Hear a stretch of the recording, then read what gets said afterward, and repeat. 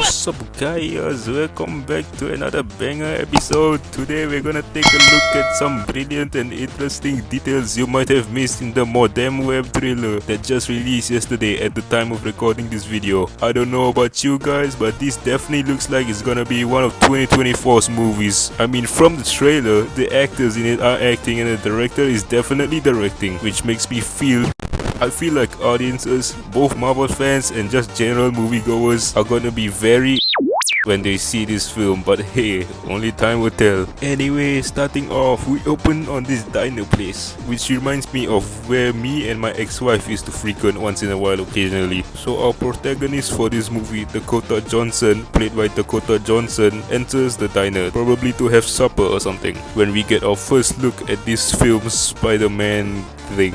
Now you might assume that this is probably Venom or Spider-Man Noir based on this black suit, and to that I say you are very knowledgeable, but also just as stupid. You see, this is actually racist Spider-Man of Earth 88, and he actually already appeared in a vocal cameo in Across the Spider-Verse. He's the Spider-Man who yells racial slurs at Miles during the chase sequence.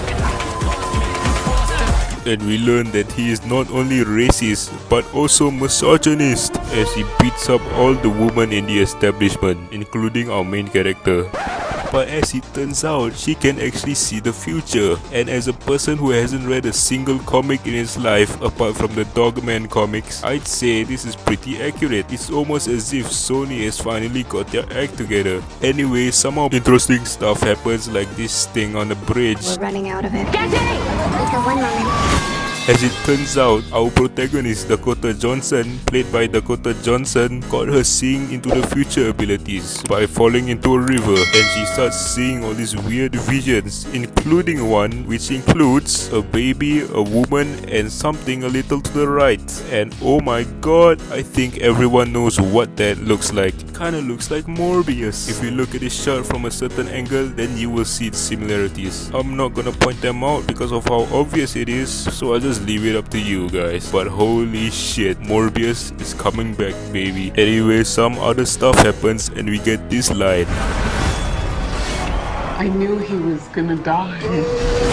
The fact that she herself knew he was going to die and still let him die anyway really shows that the main character is an asshole. But maybe that's the point of the movie. That being, it takes an asshole to save the whole ass planet. Immediately after that, we get this line. New York City's a whole new level of crazy these days. I am on a whole nother level. We're crazy these days. Now, according to some sources, this film takes place in the early 2000s. So this guy could be referencing, you guessed it, 9/11. Crazy. And then racist misogynist Spider-Man enters the subway barefoot, as if we didn't have any more reasons to like him. I mean, dislike him already. So our asshole protagonist, Dakota Johnson, played by Jamie Dornan, uses her future seeing abilities to try and prevent violence against women. And one mistake you might have missed is that in one shot, Dakota is on the train full of people, but in the next shot, there's no one around in that same carriage. I don't know if they ran out of extras or something, or if no one showed up to work that day, but it's pretty stupid to keep this in a film. That seems to be the only logical explanation for this. Anyway, law enforcement tries to apprehend the racist misogynist barefoot Spider-Man, and if you look in the background of this shot, you will see this thing 42, and 4 plus 2 equals to 6. 6 upside down is 9. The square root of 9 is 3. Oh my goodness, there are 3 girls. This is all adding up. So after this, Anastasia Shaquille O'Neal tells the girls that she can see into the future. I can see the future. She didn't see that coming? Now there's actually a reason why she didn't see The Rock coming, because of The Rock's iconic catchphrase, "You can't see me." Interestingly enough, The Rock has been cast in an undisclosed role in this movie if you look it up on Google. So maybe this scene could be a little tease for what's to come. And then we get the iconic line. I've seen that man before. So who is he? Ezekiel Sims. He was in the Amazon with my mom when she was researching spiders right before she died. According to some sources, the writer who wrote this line was immediately thrown out of a window by Dakota Johnson herself. This is probably why D. Johnson sounds so monotonous over here. Oh shit, my pizza's arrived. Don't worry guys, I'll be right back.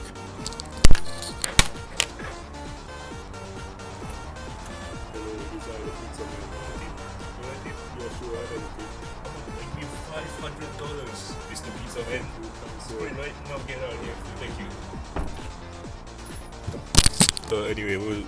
Anyway guys, we come on over to the tagline of the film. The line between hero and villain will be broken, and I think that's a great concept to explore for a film like this. We get more shots of Morbius using his abilities to fight off these guys, probably assassins or mercenaries or something. Then we get a close-up of his eyes, and the CGI is brilliant. Like, I did a double take, a triple take even, cause I wasn't sure if it was real or computer generated. Kudos to the VFX team for pulling this off. Then we see Tyrese Gibson talking on his invisible cell phone, which he put by his neck for some reason. Then we get this awesome scene of all these bats flying around from the POV of a bat. Seems like Morbius is summoning all of these bats, perhaps to fly away with them or something. And goddamn, what an excellent design for Morbius. The teeth, the wrinkles on his skin, the red pupils of his eyes. He would look very terrifying to me at 12 midnight, and if I was high as shit also. Honestly guys, I can't wait for this film to come out. It looks like a fun time, and you could never go wrong exploring the psyche of an anti-hero like Morbius, the living vampires. Anyway guys, don't forget to like, subscribe, and do a third thing while you're at it. Other than that, good night guys, stay safe, dream safe, and have a good night ahead. Peace out.